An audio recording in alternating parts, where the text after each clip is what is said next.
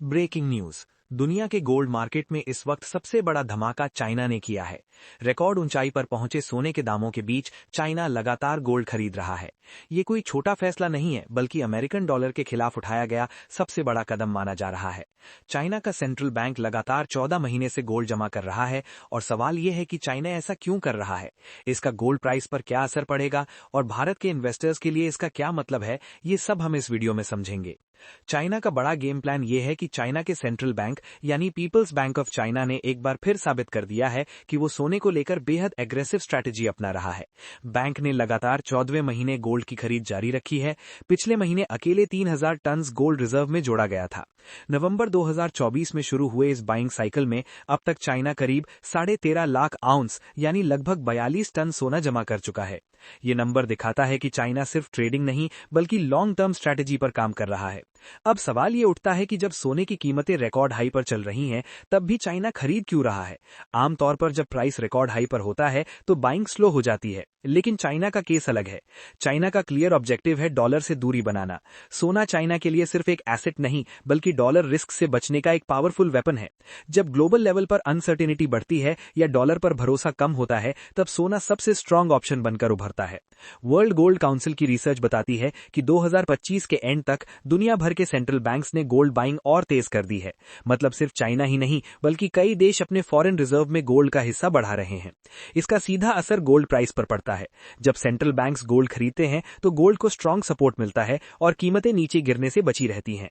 इसके अलावा गोल्डमैन सैक्स का मानना है कि चाइना की actual gold buying official data से काफी ज्यादा हो सकती है, यानी जो नंबर्स दिखाए जा रहे हैं उनसे कहीं ज्यादा गोल्ड खरीदा जा रहा है। अगर ऐसा है तो ये क्लियर सिग्नल है कि चाइना लॉन्ग टर्म के लिए गोल्ड पर बुलिश बना रहेगा। अब बात करते हैं भारत पर इसका क्या असर पड़ेगा। चाइना की लगातार बाइंग के चलते ग्लोबल गोल्ड प्राइसेस स्ट्रांग रहने के पूरे चांसेस हैं। इसका मतलब है कि भारत में भी सोने के दाम और बढ़ सकते हैं और आने वाले कुछ महीनों में ये 2 लाख के पार भी जा सकता है। इस बीच एक और बड़ी खबर सामने आई है ईटीएफ एक्टिविटी से। फ्रेश ईटीएफ डेटा दिखाता है कि इन्वेस्टर्स की चॉइस बदल रही है। गोल्ड ईटीएफ में एक ही सेशन में 61,000 आउंस से ज्यादा बाइंग हुई है, जो करीब $277 मिलियन के बराबर है। इसके उल्टा सिल्वर ईटीएफ से 32 लाख आउंस से ज्यादा पैसा निकल गया है और ये सिलसिला तीसरे दिन भी जारी है। गोल्ड को हमेशा से सेफ हेवन माना जाता है। जब मार्केट में अनसर्टेनिटी बढ़ती है या बड़े इन्वेस्टर्स रिस्क से बचना चाहते हैं तो गोल्ड ईटीएफ उनकी पहली चॉइस बन जाती है। हाई प्राइस के बावजूद गोल्ड में पैसा आना दिखाता है कि इन्वेस्टर्स अभी भी इसे स्ट्रांग प्रोटेक्शन एसेट मान रहे हैं। गोल्ड ईटीएफ बाइंग में एसपीडीआर गोल्ड शेयर्स लीड कर रहा है। इसके होल्डिंग्स में बढ़ोतरी बताती है कि बड़े और इंस्टीट्यूशनल इन्वेस्टर्स का भरोसा गोल्ड पर बना हुआ है। पूरे साल में होल्डिंग स्टेबल रही हो सकती है, लेकिन करंट फ्लो ट्रेंड काफी पॉजिटिव है।